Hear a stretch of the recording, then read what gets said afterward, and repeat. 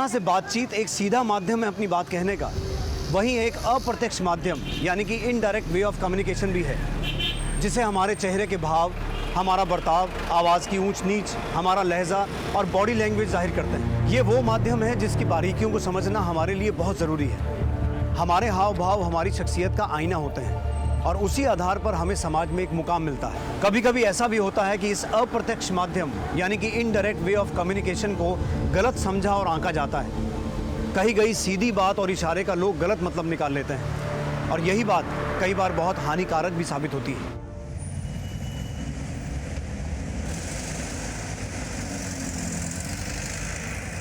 Set of questions check कर लो, यही आता है हर बार। शिखा, हाँ मेरी फाइल कहाँ रख दी है? मुझे ऑफिस के लिए लेट हो रहा है। अरे वही ड्रॉअर में रखी है, कल तुम बेड पर रखकर ही सो गए थे। ओह, तो क्या कह रही थी मैं, ये कर लोगे तो स्कोर कर जाओगे, ठीक है?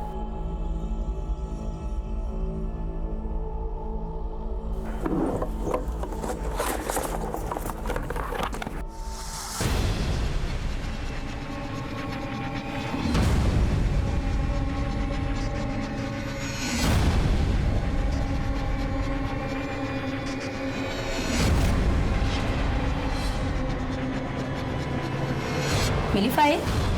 अब हाँ,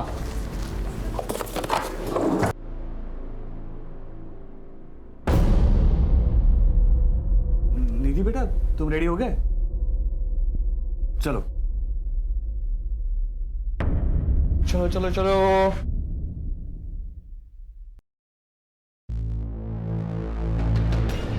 अरे विशाल जी नमस्ते। नमस्ते, चलो बेटा।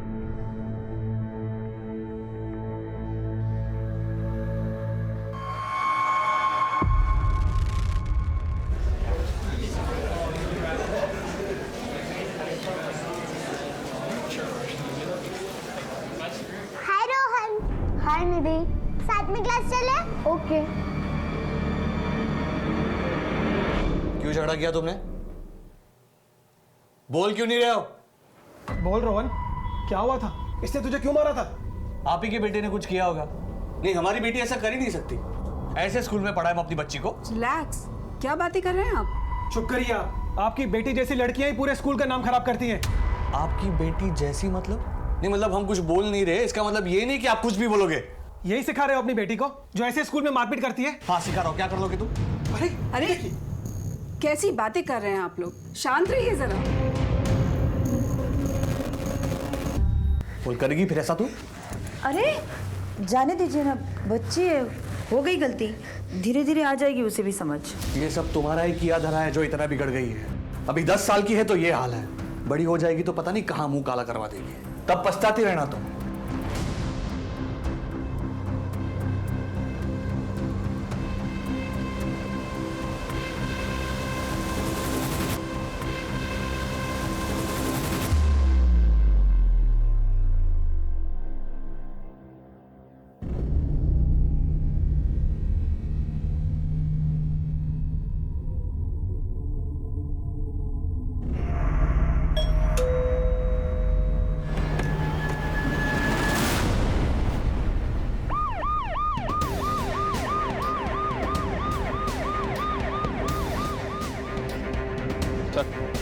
सर घर के ड्रेनेज से खून बहता देख पड़ोसी रमेश को शक हुआ। वो घर के अंदर आया तो दरवाजा खुला हुआ था। सर घर में कहीं भी फोर्स्ड एंट्री के निशान नहीं मिले और ना ही आसपास किसी ने किसी को आते जाते हुए देखा है।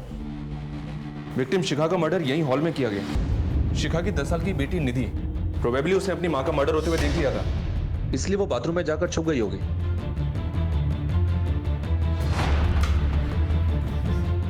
उसका मर्डर करने के लिए वॉशरूम का दरवाजा तोड़ा गया। हत्यारे ने दरवाजा तोड़ा और अंदर गया और उसको भी मार दिया। लेकिन सर इंटरेस्टिंग बात यह है कि मरने से पहले लड़की ने अपने खून से दीवार पर यह नाम लिखा, बिट्टू। इसका मतलब है इस बिट्टू का कोई ना कोई कनेक्शन तो है इन मर्डर से।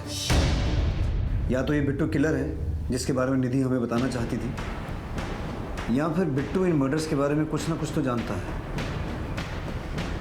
घर से कुछ चोरी हुआ? जी हाँ सर, कबर्ड में कुछ गहने और पैसे थे जो चोरी किए गए और शिखा का मोबाइल भी गायब है।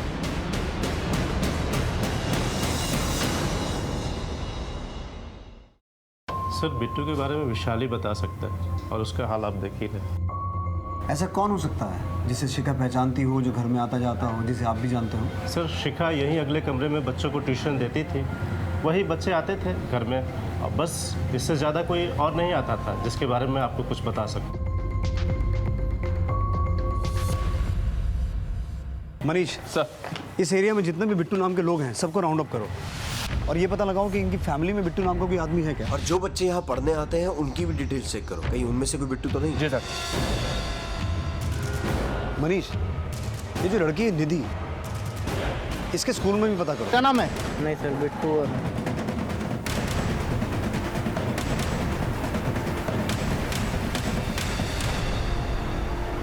ये क्या है सर? बिट्टू समझ के किसी को भी उठा लोगे? ऐसा कहीं होता है क्या? देखो अभी हम सिर्फ इंक्वायरी करें, एक बार तहकीकात पूरी हो जाएगी ना, उसके बाद तुम सबको छोड़ दिया जाएगा, समझ में आया? जब आपकी बीवी का मर्डर हुआ था उस वक्त आप कहाँ थे? मैं तो ऑफिस में ही था। देखिए विशाल जी, हमें आपके घर में किसी भी फोर्स एंट्री के निशान नहीं मिले हैं। अब ये जो भी आदमी था बिट्टू, उसे या तो आपकी बेटी जानती थी या आपकी बीवी शिखा, जिन्होंने उसे अंदर आने दिया। और आपकी बेटी ने भी अपने खून से बिट्टू लिखा था वॉशरूम में। ये बिट्टू है कौन? सर अगर मुझे पता होता ना तो अभी तक वो जिंदा नहीं होता। याद करने की कोशिश कीजिए, कभी आपके घर में आपकी बेटी ने या आपकी बीवी ने बिट्टू नाम के किसी आदमी का जिक्र किया हो? नहीं सर, मुझे याद नहीं है। आपकी आखिरी बार कब बात हुई थी अपनी बीवी से? सर उसी दिन दोपहर को। अरे निधि की छुट्टी 2 बजे तक हो जाती है, आ जाएगी थोड़ी देर में। वैसे तुम क्या कर रहे हो? कुछ नहीं, आज मुझे भी ऑफिस में थोड़ा काम है, आते आते लेट हो जाएगा, 6-7 बज जाएंगे। कुछ सामान लाना है? नहीं, कुछ नहीं लाना है। ठीक है। फोन आपने किया था या शिखा ने? सर शिखा ने ही किया था। कुछ काम था उसे आपसे? नहीं सर, ऐसे ही किया था। फिर 2 घंटे के बाद रमेश का फोन आया और उसने बताया कि घर पे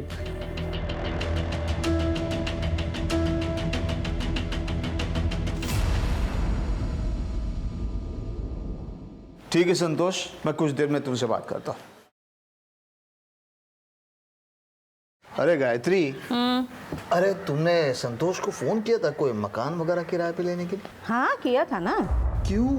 अरे क्यों क्या, अभिनव की होने वाली बहू अब इस मकान में नहीं आएगी, हम किसी किराए के दूसरे मकान में जाके रहेंगे। इसीलिए मैंने संतोष को कहा था कि हमारे लिए कोई बड़ा सा अच्छा सा मकान ढूंढे। अरे पागल हो गई हो क्या?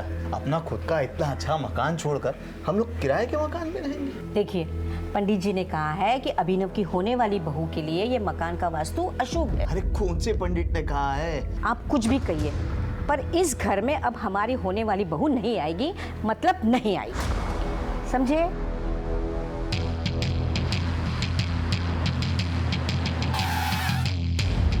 मर्डर स्पॉट पर ये लिखा था। ये विशाल का बिट्टू नाम का कोई बिजनेस राइवल है क्या, जो उसकी फैमिली का मर्डर कर सकता है? नहीं सर, बिट्टू तो कोई नहीं है। कोई और राइवलरी, कोई दुश्मनी या लड़ाई, कुछ भी? हाँ सर, विशाल का झगड़ा चल रहा था जमुना दास से, प्रॉपर्टी के एक ब्रोकरी को लेकर। ये लो आप यहाँ पर साइन करो। क्या करवा रहा तू? ये एक बार का समझ में नहीं आता तेरे? नाले वाली जमीन की डील हो चुकी है, फिर क्यों बीच में पड़ रहा है? जाना, पहले कस्टमर लेके आ, फिर बात करना, ठीक है? आप साइन कीजिए प्लीज। ना ये डील नहीं हो सकती। हो सकती तो नहीं हो सकती। उस झगड़े के कुछ दिनों बाद विशाल पर कुछ लड़कों ने अटैक किया था।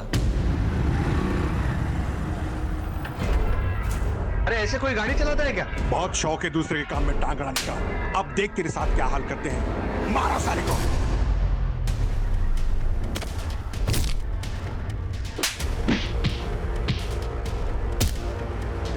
छोड़ो उसे, पुलिस को बुलाओ कोई।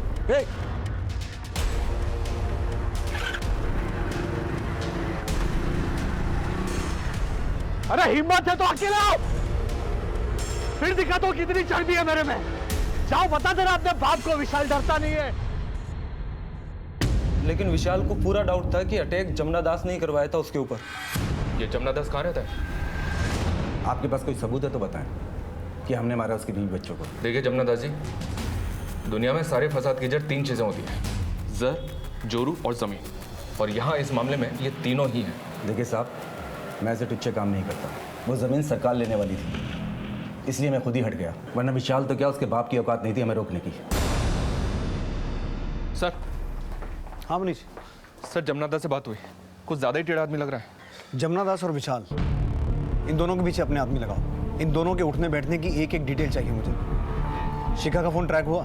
नहीं सर, अभी तक स्विच ऑफ। जुड़े की भी कोई न्यूज़ नहीं है। विशाल और शिखा के सीडीआर मंगवाए हैं, जल्दी मिल जाएंगे। ठीक है। हर केस की एक कहानी होती है, लेकिन इस केस में 2 हत्याएं हो चुकी थी, पर कहानी अभी तक साफ नहीं हुई थी। एक आम सी जिंदगी में दिन दहाड़े घर में घुसकर हत्या और लूट का मामला तूल पकड़ रहा था। पुलिस पर हमेशा इस बात का दबाव रहता है कि वो हर एक केस को जल्द से जल्द निपटाएं। ये मामला काफी पेचीदा था और इनिशियल इन्वेस्टिगेशन में हमारे हाथ कुछ भी नहीं लगा था, इसलिए हम एक एक लीड को टटोलते हुए आगे बढ़ रहे थे।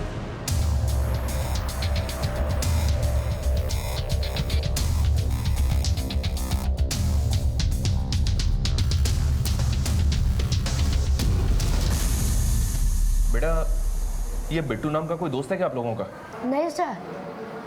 पर निधि के साथ तो आप लोगों की अच्छी दोस्ती थी। हाँ सर, पर कुछ दिन पहले निधि हम लोगों से बात करना बंद कर दी। सिर्फ रोहन से ही बात करती थी।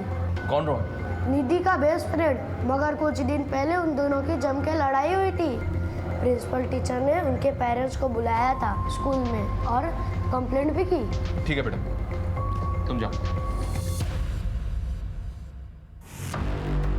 रोहन बेटा, उस दिन जो भी हुआ था हमें सब बताओ। हम प्रॉमिस करते हैं किसी को कुछ नहीं बताएंगे। निधि तुम्हारी बेस्ट फ्रेंड थी ना, उसके साथ ना कुछ लोगों ने बहुत बुरा किया है। अब उन लोगों को पकड़ने में तुम्हें हमारी मदद करनी होगी। करोगे ना?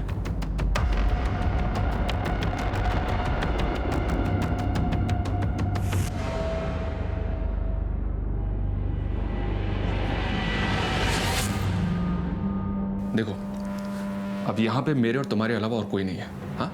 इसलिए तुम्हें डरने की कोई जरूरत नहीं है। बताओ, उस दिन क्या हुआ था? सर, वो मेरी दोस्त नहीं थी। तो फिर? सर, वो मेरी गर्लफ्रेंड थी। अगर ऐसा था तो झगड़ा क्यों हुआ था? सर, उसने मुझे काट लिया। मैं डर गया था, इसलिए मैं चुप रहा। सर, लेकिन आप पापा को कुछ मत बताइएगा सर, प्लीज। Don't worry. वो स्कूल में ऐसी हरकत करती थी और आपको पता ही नहीं? देखिए सर, बच्चे स्कूल में 5-6 घंटा ही रहते हैं और घर पर सारा दिन।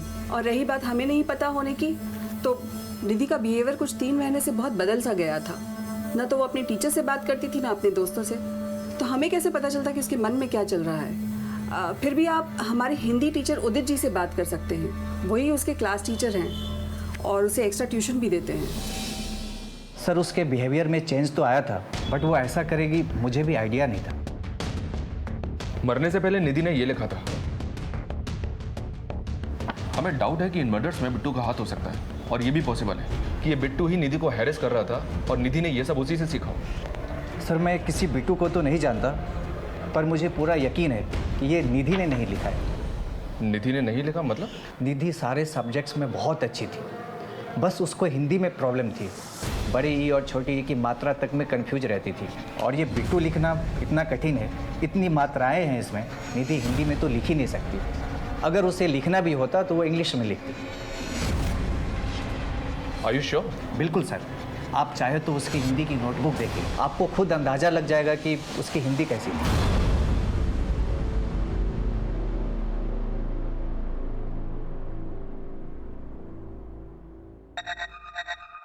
मेरा अभिनव कितना खुशकिस्मत है कि उसे तुम्हारे जैसी खूबसूरत बीवी मिल रही है। अच्छा है ना कान के?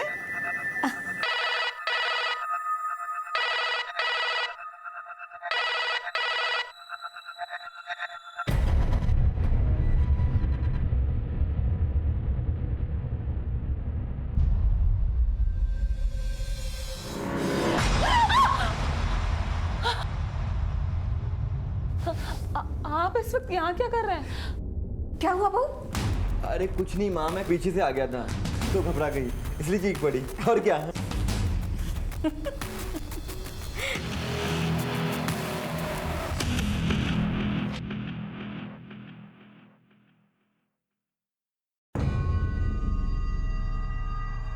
सर, निधि के बैग से ये डायरी मिली है। ये देखिए, इसमें क्या क्या लिखा है। दो लोग एक साथ रहते हैं, प्यार करते हैं, अगर सब ऐसे ही रहें तो कितना अच्छा हो लाइफ में, बट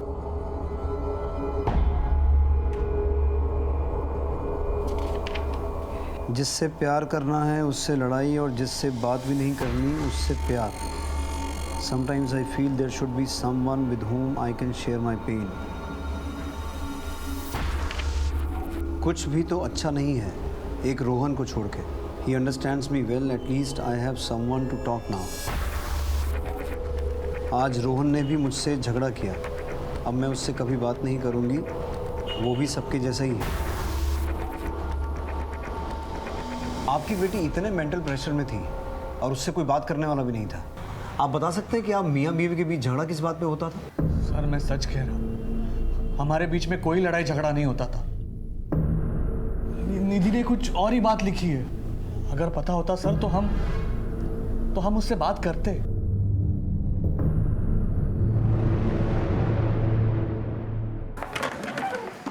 निधि की हिंदी की नोटबुक से ये तो साबित हो गया कि बिट्टू पुलिस की इन्वेस्टिगेशन को दूसरी दिशा में मोड़ने के लिए लिखा गया था। लेकिन क्या हुआ सर? क्या सोच रहे हैं? समझने की कोशिश कर रहा हूं कि मैं सही हूं या गलत। मतलब मनीष, उस घर में सब कुछ 2 बजे के आसपास ही हुआ। निधि स्कूल से घर आई, मर्डरर घर आया, मर्डर और लूट करके वहां से चला गया। शिखा ने विशाल को फोन भी लगभग 2 बजे के आसपास ही किया, वो भी बिना किसी कारण के। कहीं ऐसा तो नहीं कि शिखा जानती थी कि बिट्टू घर आने वाला है और वो ये नहीं चाहती थी कि विशाल और बिट्टू आपस में मिलें, इसलिए उसने विशाल को फ़ोन किया कि वो घर कब आने वाला है। और ये विशाल भी अपने परिवार के बारे में बहुत कुछ छुपा रहा है। मुझे लगता है विशाल और शिखा के रिलेशन में कुछ तो एबनॉर्मल है, जिसके बारे में निधि जानती थी और निधि उस बात को लेकर परेशान भी थी। सोचने वाली बात यह भी है सर कि अभी तक की इन्वेस्टिगेशन में हमने जितने भी लोगों से बात की है, किसी ने भी इस बिट्टू नाम के आदमी को नहीं पहचाना। सर कहीं ऐसा तो नहीं कि कातिल ने खुद ये बिट्टू नाम लिख दिया पुलिस को गुमराह करने के लिए, ताकि हम उसे ढूंढते रहें और वो खुद सेफ हो जाए? हो सकता है मनीष, और हो ये भी सकता है कि कातिल ने हमें चुनौती दी हो उसे पकड़ने की, या फिर ये बिट्टू नाम का आदमी सच में एग्जिस्ट करता है जिसका नाम कातिल ने जानबूझ के वहां लिखा ताकि वो फंस जाए। मनीष, इस परिवार के बारे में और गहराई में पता करो, शायद बिट्टू नाम के किसी आदमी का कुछ सुराग मिले। सर वैसे तो घर में छोटे मोटे झगड़े होते रहते थे, पर कोई 1 महीना पहले विशाल का शिखा से बहुत झगड़ा हुआ था किसी आदमी को लेकर। चल निकल निकल। छोड़िए ना, जाने दीजिए ना। चल निकल।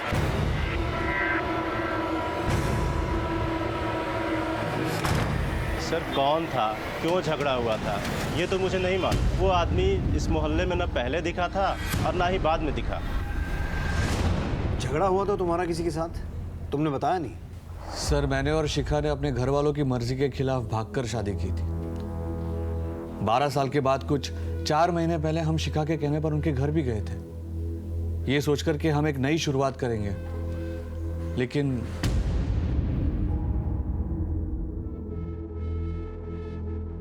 पुरानी सारी बातें भूल जाइए ना पापा।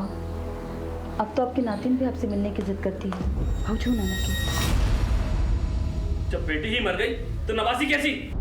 तुम लोगों ने यहाँ आने की हिम्मत कैसे की? चले जाओ यहाँ से और दोबारा यहाँ कदम रखने की कोशिश भी मत करना।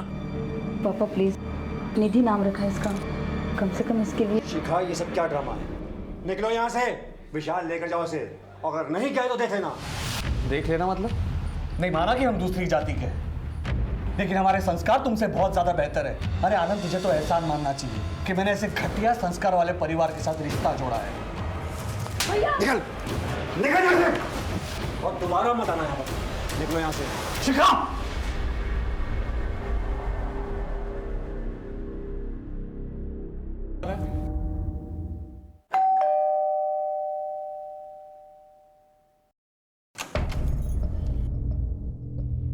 भैया आप आइए ना।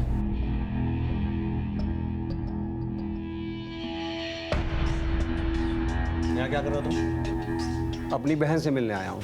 लेकिन ये मेरा घर है, तुम्हारे बाप का घर नहीं है। ये क्या कह रहे हो तुम? भैया सारी पुरानी बातें भुलाकर आए हैं। शिखा, तुम्हारे लिए वो बातें होगी, लेकिन मेरे लिए वो मेरे माता पिता का, मेरी जाति का अपमान था, और वो मैं कभी नहीं भूल सकता। इससे पहले कि मैं कुछ कर बैठूं, निकलो यहाँ से, चल। तेवर अभी तक बदले नहीं हैं, वहीं के वहीं हैं गिरे हुए। देखो, मैं अपनी बहन से मिलने भी आऊँगा और उसे साथ घर भी लेके जाऊँगा, देखते हैं तू क्या कर लेगा। और तुझे क्या लगता है तू शिखा से मुझे दूर कर देगा? चलो निकलो यहाँ से, चल निकल निकल। छोड़िए ना, जाने दीजिए ना। चल।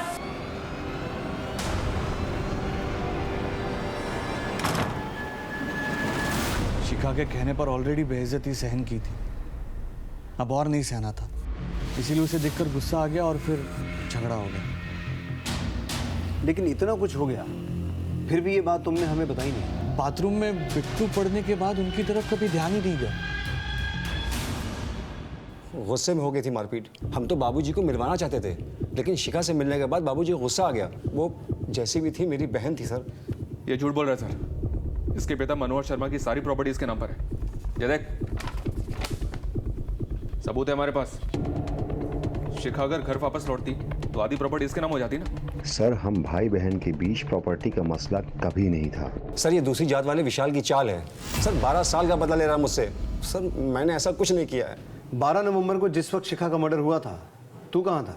सर घर पे।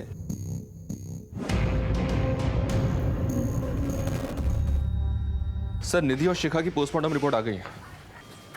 निधि की रिपोर्ट में तो कुछ नहीं मिला, मतलब वो मर्डर से 1-2 घंटे पहले ही फिजिकल हुई थी। फिजिकल? लेकिन किसके साथ? उसका पति विशाल तो उस वक्त ऑफिस में था। सर शायद आपका अंदाजा बिल्कुल सही था।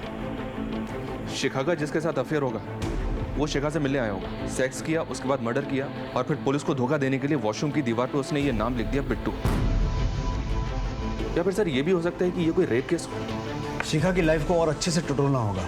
सीडीआर आने में कितना वक्त लगेगा? शाम तक आ जाएंगे सर।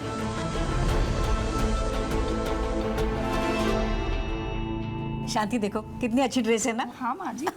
और ये देख, मैंने अपने होने वाली बहू के लिए क्या लिया है। ये झुमकी कितने सुंदर है माँ जी। है ना, पहली बार जब अपने घर पे आएगी ना वो, तब मैं उसे पहनाऊंगी। कितना प्यारा है ना। जी बाबू जी। जरा पानी लेके आना पीने के जी बाबू जी। बहुत प्यारे हैं।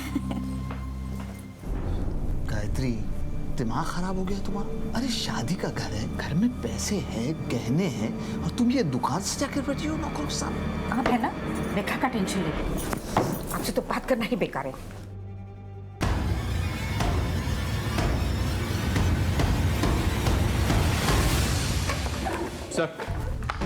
सर शिखा और विशाल के कॉल रिकॉर्ड्स आ गए। मर्डर वाले दिन शिखा ने विशाल को कॉल किया था 2 बजे के आसपास, जब वो ऑफिस में था। लेकिन सर ये एक नंबर और है जिसके साथ शिखा रेगुलर टच में थी और मर्डर से पहले भी बात हुई थी उसकी। किसका नंबर है?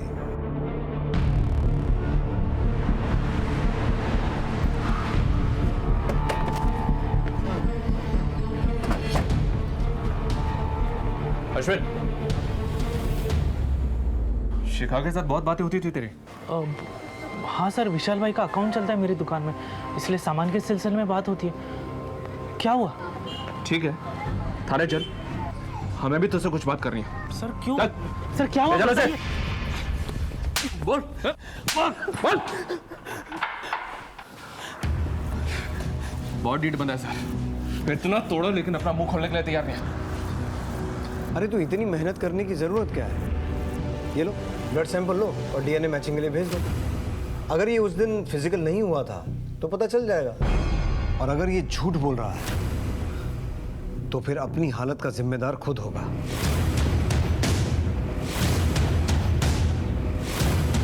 अगर डीएनए मैच हो गया तो उसके बाद क्या होगा तुझे मालूम है? बता, शिखा से इतने रेगुलर कांटेक्ट में क्यों था, और वो तुझे 12 से 1 के बीच में कॉल क्यों करती थी? बोल दे, अभी भी वक्त है। ले लो भाई, इसका सैंपल ले ही लो। अब इससे इसकी रिपोर्ट आने के बाद ही बात करेंगे। ठीक है सर। रुकिए सर, रुकिए, मैं बताता हूँ, मैं सब कुछ बताता हूँ। शिखा अपने शादी से खुश नहीं थी। मेरे दुकान से सामान लाते ले जाते 4 महीने पहले हम दोनों एक दूसरे के करीब आ गए, मगर सर हम लोगों का रिश्ता सिर्फ फिजिकल था। उसका अपना परिवार था और मेरा अपना परिवार। हम लोगों को अपनी सीमाएं पता थी सर, इसलिए हम तभी मिलते थे जब उसके घर में कोई नहीं होता था। लेकिन 2 महीने पहले एक दिन। बेटा निधि, जो कुछ भी तुमने देखा वो पापा को मत बताना प्लीज। मानोगी ना मेरी बात? तो अपना राज खुलने के डर से तूने शिखा और निधि दोनों को मार दिया? नहीं नहीं सर, नहीं। मैं क्यों ऐसा करूंगा?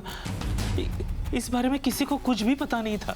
ना विशाल ने मेरे साथ इस बारे में कुछ बात की और ना ही उसके स्वभाव में कोई परिवर्तन आया था। अरे विशाल जी नमस्ते। नमस्ते। चलो बेटा।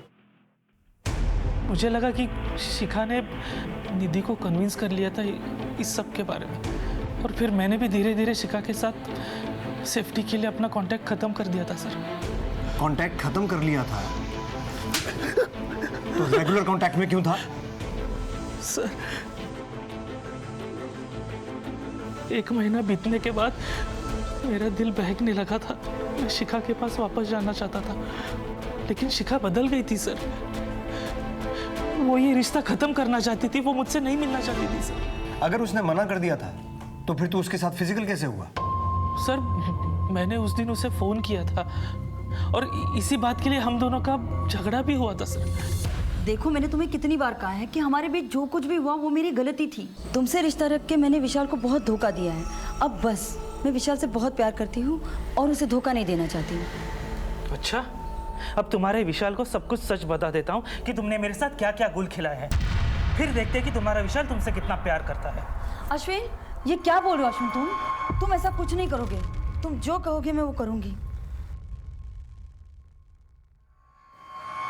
हाँ सर, ये सच है कि मैंने शिखा पर उस दिन जबरदस्ती की थी, लेकिन सर मैंने उसका मर्डर नहीं किया। मैंने उसका मर्डर नहीं किया सर। रेप का चार्ज लगाओ इसमें और जेल में डालो। अकल ठिकाने आएगी तो मर्डर भी एक्सेप्ट करेगा।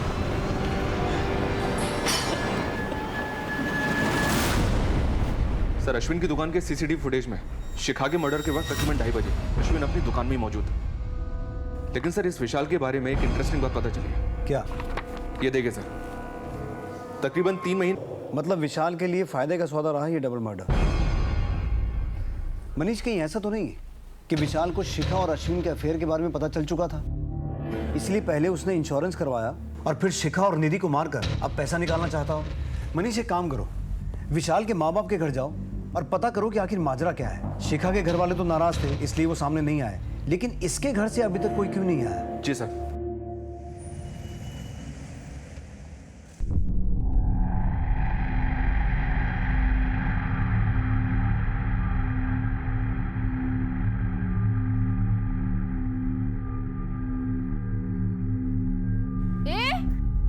कौन हो तुम और अंदर क्या झांक रहा? देखो चोर पकड़ो। क्या हुआ शांति?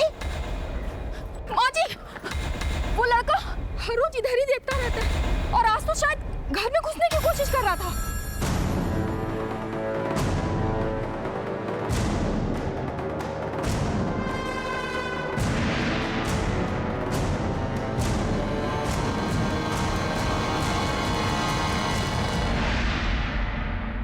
जी अनीता जी, बताइए क्या संबंध है आपके विशाल से? है नहीं थे। शादी होने वाली थी हमारी विशाल के साथ, लेकिन ऐन मौके पे वो मेरी दोस्त शिखा के साथ भाग गया। डोली नहीं उठी हमारी मंडप से और इतनी बेइज्जती हुई कि आज तक शादी नहीं हुई हमारी। मेरी अपनी दोस्त ने मेरी जिंदगी खराब कर दी। विशाल ने आपको इतना बड़ा धोखा दिया, लेकिन आप फिर भी उससे बातें करती थी फोन पे, वो भी रेगुलर। ये आप ही का नंबर है ना? सर मेरी वजह से अनीता की शादी नहीं हो रही थी। एक दिन वो मुझे रास्ते में मिल गई थी।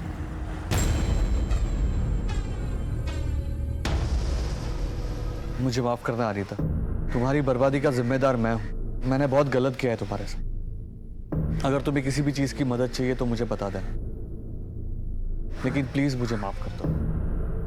हमदर्दी थी सर अनीता से, और कुछ नहीं।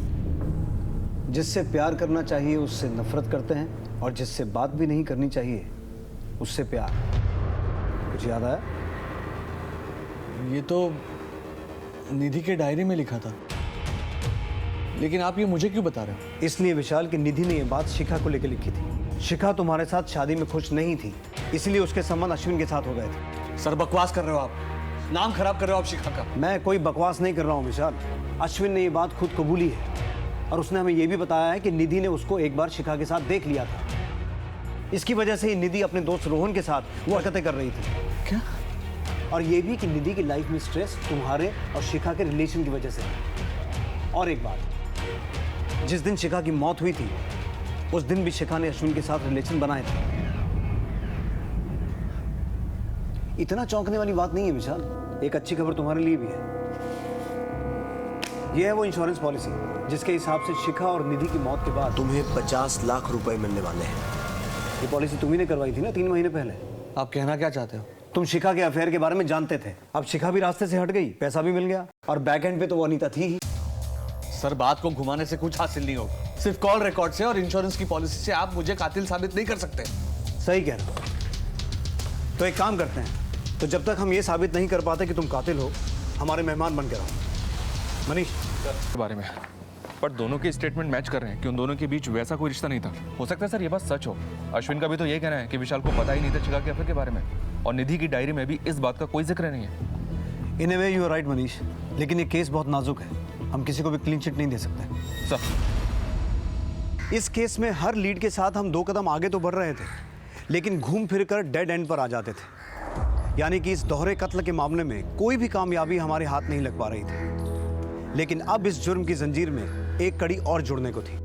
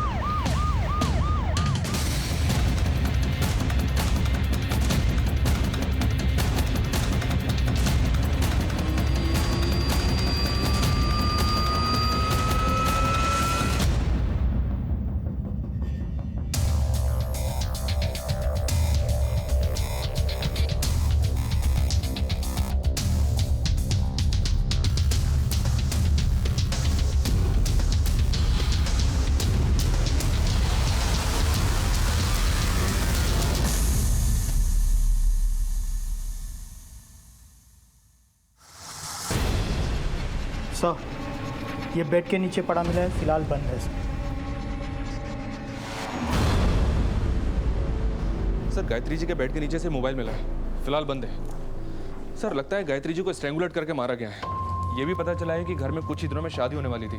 घर से नकदी, गहने सब गायब है। घर में कहीं भी फोर्स एंट्री का निशान नहीं है, लेकिन ये सारा मामला लूटपाट का ही लग रहा है। इसका मतलब है किसी को घर की पूरी जानकारी थी। या तो दरवाजा अंदर से खोला गया या फिर किसी मास्टर की का इस्तेमाल हुआ। जी सर, घर के अंदर लूटपाट भी हुई है। हत्यारे ने मर्डर किया और सारा माल लूट के निकल गए। ठीक है मनीष, बॉडी को पोस्टमार्टम के लिए भिजवाओ और सभी पुलिस स्टेशन में हत्या और चोरी हुए गहनों की अपडेट भेजो। और ये पता करवाओ कि उस एरिया में कोई गैंग वैंग तो एक्टिव नहीं है। सर, मम्मी पापा दिल्ली जा रहे थे मेरी शादी के कार्ड बांटने के लिए, पर अचानक से मम्मी की तबीयत खराब हो गई और उन्हें घर वापस लौट कर आना पड़ा। फिर मैं पापा के साथ दिल्ली गया। हम लोग वहीं थे जब हमें ये खबर मिली। आपको किसी पे शक है? घर में आने जाने वाला कोई आदमी या फिर पिछले कुछ दिनों में कुछ अजीब हुआ हो? हाँ सर, हमारी कामवाली ने कुछ दिनों पहले एक आदमी को घर के बाहर देखा था। ये फोन हमें आपके घर के बेड के नीचे से मिला है। नहीं सर, हम दोनों में से तो किसी का नहीं है, और गायत्री तो फोन रखती ही नहीं थी। मनीष, इसे साइबर टेक्नीशियन के पास भिजवाओ, ऑन करवाओ। हो सकता है मर्डर से छूट गया हो।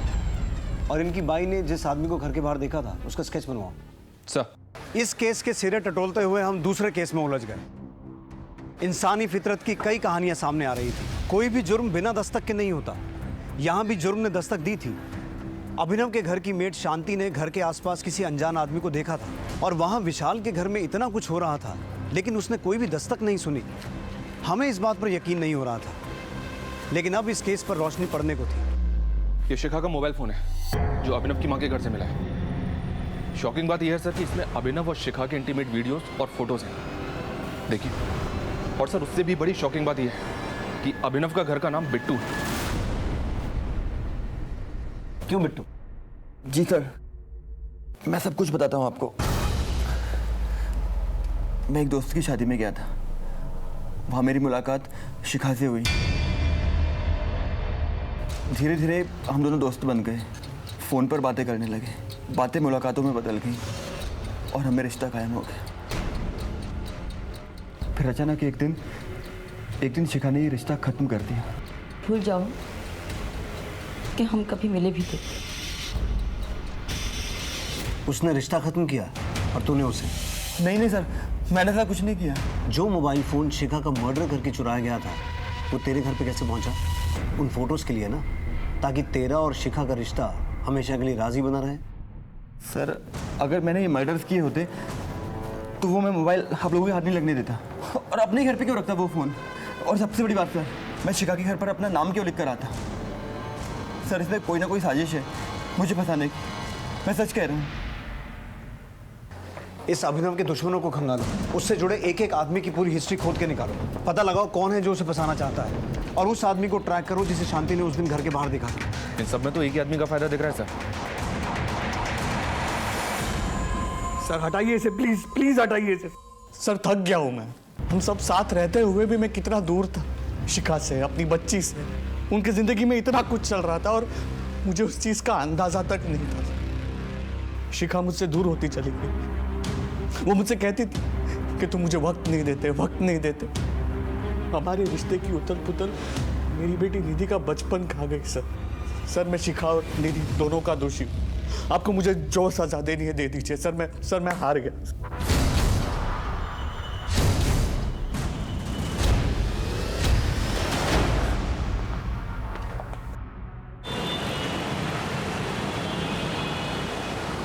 सर गायत्री की मौत की असली वजह स्ट्रैंगुलेशन नहीं बल्कि डाइल्यूटेड वर्जन ऑफ साइनाइड है।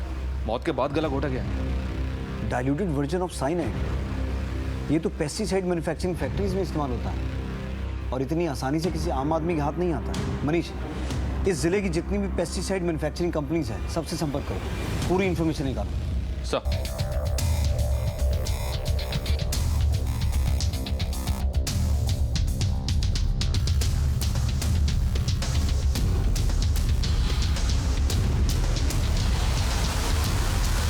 सर अभिनव की डिटेल्स चेक करते हुए दो बड़ी इंफॉर्मेशन हाथ लगी हैं। उठा के लाओ उन दोनों को। हैरान हो ना ये सोचकर कि हम तुम तक कैसे पहुंच गए? सर मीरा मेरी दोस्त है और पिछले 3 सालों से साहिल से अफेयर था उसका, लेकिन पता नहीं अभिनव से शादी करने के लिए वो क्यों रेडी हो गई। ये साहिल कौन है? उसका एड्रेस है आपके पास? सर एड्रेस तो नहीं मालूम, लेकिन हम लोग एक बार लॉन्ग ड्राइव पे घूमने गए थे तो उसकी फोटो है मेरे पास। जब रिलेशन था तब था, अब हम दोनों का ब्रेकअप हो गया है। ब्रेकअप हो गया था तो तुम दोनों की आपस में इतनी बातचीत क्यों हो रही थी? दिन में कम से कम 7-8 बार तो बात होती थी। और आप मिस्टर साहिल सेल्समैन है ना, क्या बेचते हैं? सर ये मीरा का बॉयफ्रेंड साहिल शहर के आउटर की एक पेस्टिसाइड कंपनी में काम करता है। तो सर साहिल के लिए डाइल्यूटेड साइनाइड की हेराफेरी करना कोई बहुत मुश्किल काम नहीं होगा। वैसे अभिनव की काम वाली ने क्या खूब पहचाना है साहिल को। सर मैं और साहिल एक दूसरे से प्यार करते हैं और मेरे पिताजी मेरी शादी कहीं और करवा रहे थे। तो मैं उन्हें मना नहीं कर सकती और घर से भाग भी नहीं सकती। मेरी 2 छोटी छोटी बहनें, मैं उनकी जिंदगी नहीं बर्बाद कर सकती। तो इसमें शिखा और निधि कहाँ से आ गए? शिखा मेरी बचपन की दोस्त थी और अश्विन से उसका अफेयर था। ये बात शिखा ने ही मुझे बताई थी, इसलिए मैंने उसे अपनी दोस्ती की दुहाई देकर अपने प्लान में शामिल कर लिया। शिखा, पापा ने मेरी शादी अभिनव से तय कर दी है। वो लड़का बिल्कुल अच्छा नहीं है। तू बता मैं तेरे लिए क्या कर सकती हूँ? देख अश्विन के साथ तो तू सोती ही है ना, अभिनव के साथ भी सो जा और उसके साथ वैसी वाली फोटोग्राफ निकाल ले ताकि मैं पापा को फोटो दिखा के शादी तुड़वा सकूं। शिखा ने अभिनव को फंसा लिया था और फोटोग्राफ भी ले ली थी। उसने मुझे फ़ोन किया कि मैं वो फ़ोटो लेने आ जाऊं। मैं और साहिल उसके घर गए, लेकिन उसके घर जाने के बाद उसका प्लान तो कुछ और ही था। तो समझने की कोशिश कर यार, इन फोटो से उसके परिवार की बदनामी होगी। देख, शादी तोड़ने का कोई दूसरा तरीका भी हो सकता है।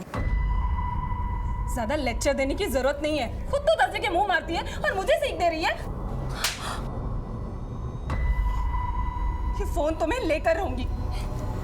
फोन छोड़ मोबाइल छोड़ नहीं था, बस ये एक गलती हो गई हमसे, इसीलिए शायद पुलिस अभिनव तक नहीं पहुंच पाई।